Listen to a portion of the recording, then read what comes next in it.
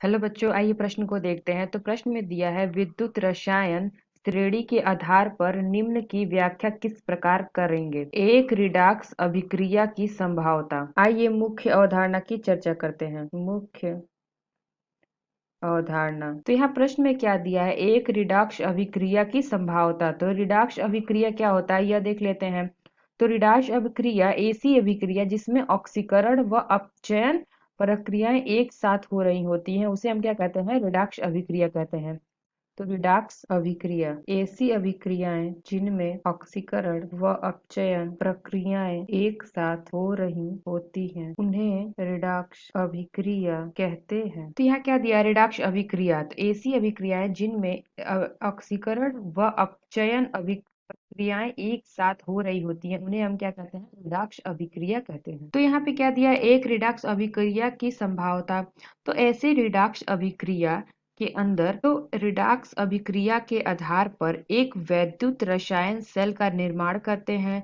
तो जो वैद्युत रसायन सेल यानी कि रासायनिक सेल, तो इसके अंदर एक सेल का कैथोड होता है।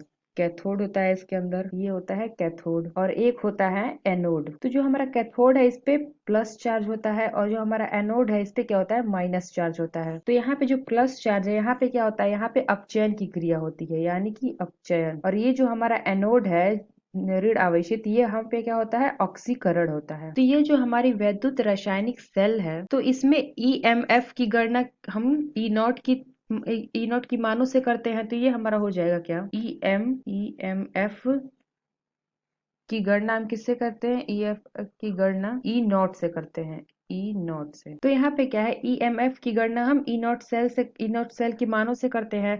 तो अगर हमारा जो ई एम एफ है, तो ये जो हमारा ई एम एफ है, अगर ये पॉजिटिव आता है यानी कि धनावेशित आता है, तो क्या हो जाएगा, तो यहाँ पे तो रिडॉक्स अभिक्रिया संभव है। और जो अगर हमारा जो ईएमएफ है, ईएमएफ वो ऋण आवेशित आ जाता है यानी कि निगेटिव आ जाता है, तो अभिक्रिया जो है, अभिक्रिया संभव नहीं होगी। तो यही हमें बताना था। तो यहाँ पे क्या हो गया, अगर धन आवेशित आएगा तो रिडॉक्स अभिक्रिया संभव है, अगर ऋण आवेशित आएगा तो अभिक्रिया संभव नहीं है।